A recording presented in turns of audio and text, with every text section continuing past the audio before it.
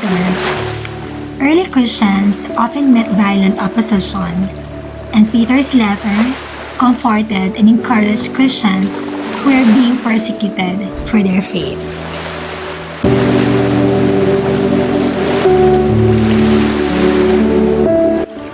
Introduction to 1 Peter.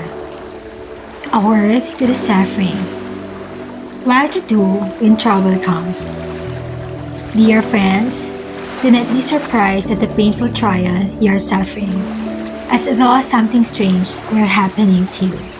According to chapter 4, verse 12. More people have died for their religious faith in this century than in all the rest of history combined.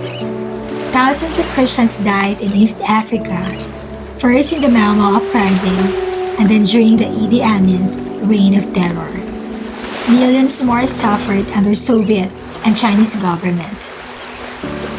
And the oppression goes on. Even today, some countries imprison and torture converts to Christianity. This fact alone makes the book of 1 Peter starkly relevant for modern readers.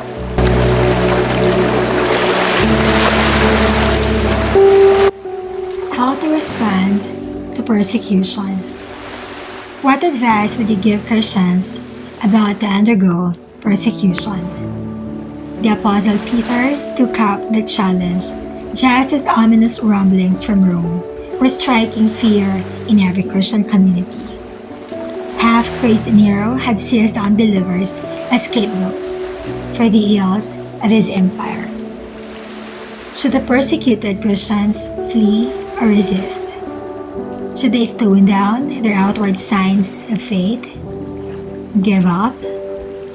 Peter's readers, their lives in danger, needed clear advice on suffering. They also wanted explanations of the meaning of suffering. Why does God allow it? Can good result? Does God care? In short, they were asking the questions that occur to any Christian who goes through great trial. According to Peter, suffering should not catch a Christian off guard. We are strangers in chapter 1 verse 17 in a hostile world. And where Christians thrive, storm clouds may gather. Suffering is an expected part of a life of sincere faith. Peter's own experience. On the subject of suffering, Peter makes an ideal counselor for readers then and now. He had been flogged and imprisoned for his own faith, and once even expecting execution, as stated in Acts chapter 12. Also, Peter had personally watched Jesus endure suffering, and in this letter he points to him as an example of how to respond. Peter encourages his readers to live such good lives among the pagans that, though they accuse you of doing wrong, they may see your good deeds and glorify God. Check on chapter 2, verse 12. Suffering can refine believers and give us opportunity to prove our faith, the result thus working out for our benefit. This book emphasizes a further point also. Suffering is temporary, to be endured only for a little while, according to chapter 1 verse 6 and chapter 5 verse 10. Those who suffer with Christ will also glory with him in a life forever free of pain. Skeptics have criticized the church for stressing a future life rather than working to improve this one. We promise pie in the sky by and by, they taunt. But to Peter's readers, weary of enemies on the prowl, unsure of surviving another day, that message was as tangible and nourishing as food. According to 1 Peter, our hope that suffering will one day cease is not a mirage but a living hope. According to chapter 1, verse 3, in the one who has conquered death.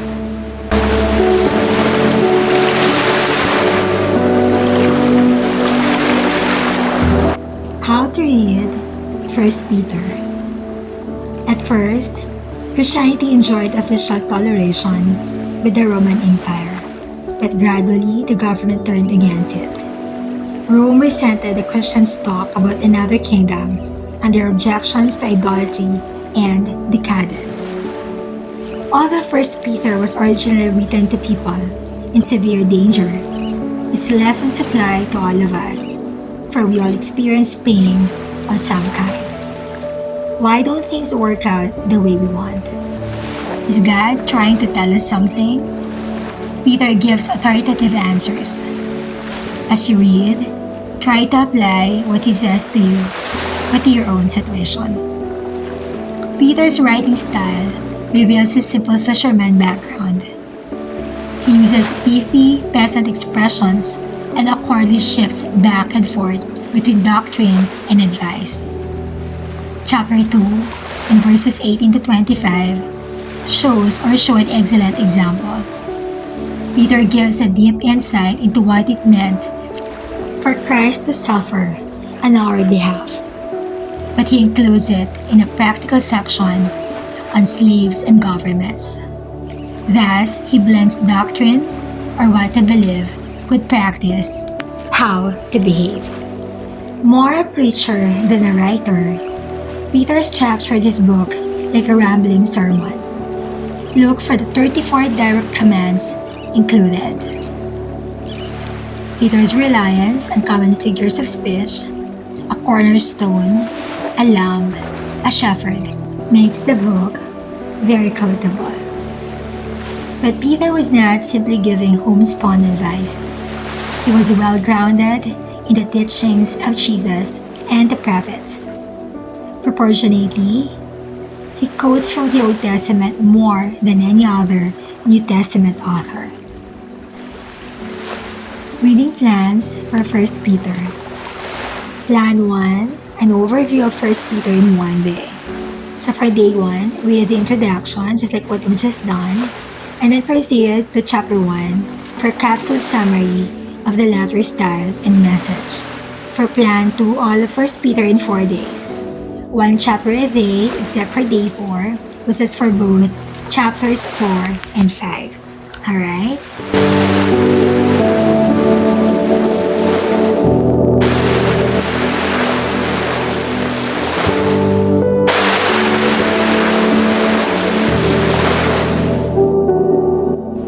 Second Peter. In contrast to 1 Peter's first letter, this one focused on problems that sprang up from the inside. It warns against false teachers.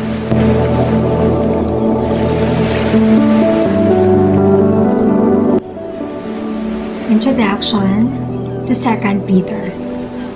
A threat from within. The worst dangers aren't always well marked. Dear friends, this is now my second letter to you. I have written both of them as reminders to stimulate you to wholesome thinking, according to chapter 3, verse 1. First century apostles must have felt like explorers in a mosquito-infested swamp. A pest attacked them. Slap! They'd kill it, and instantly, another would land. Wherever they went, new dangers swarmed up. One group denied Jesus was God, and another declared him God but not fully man. The apostles denounced legalism, only to encounter anti-legalists who assumed anything goes.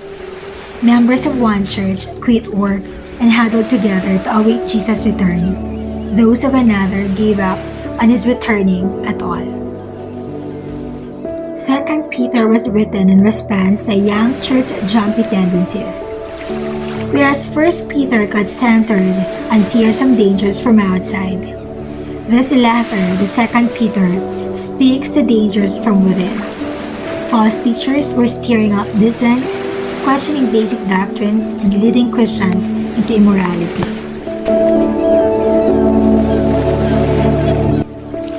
Warning signs. In its advice to the various squabbling groups, 2 Peter calls for a return to the true gospel. I will always remind you of these things, as quoted. Now the author says, according to chapter 1, verse 12, and proceeds to go over some basic facts of how Christians should believe and behave. The book doesn't introduce many new insights. Rather, it erects a giant warning sign against common pitfalls that endanger the church. A keyword, knowledge, echoes throughout this letter. 2 Peter refreshes readers' memories regarding the prophet knowledge that makes possible everything we need for life and godliness. Check on chapter 1, verse 3. The author carefully grounds his knowledge in Old Testament prophets and eyewitness accounts of Jesus' life, not in cleverly invented stories. Check on chapter 1, verse 16. And he urges his readers to resist dangers by living blamelessly. To answer to false knowledge, the author bluntly insists, is true knowledge. The answer to immoral living is moral living. As he prepares to die, as stated in chapter 1, verse 14, the author of 2 Peter gets in one last appeal for truth.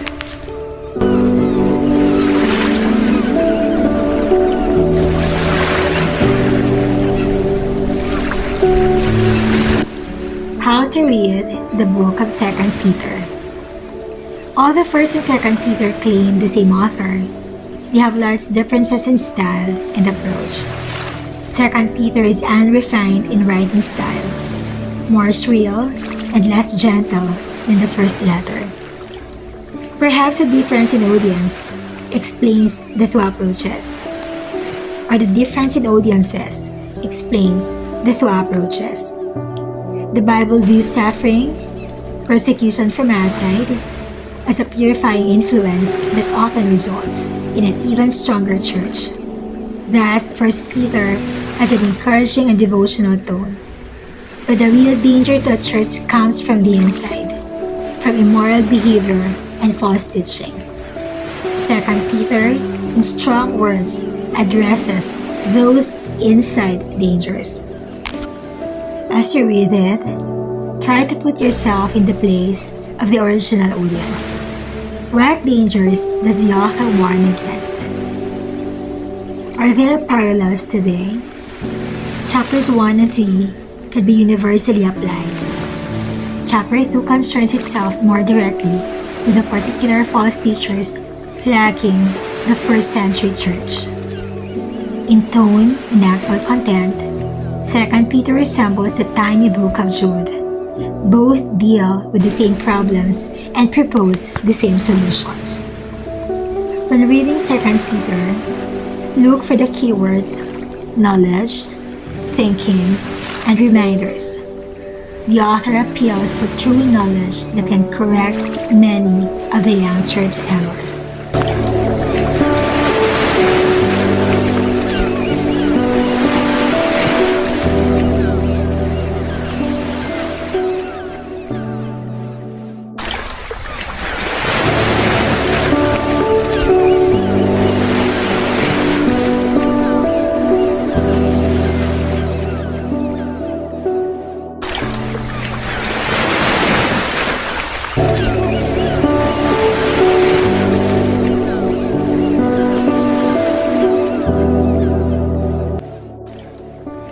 Reading plan for 2 Peter.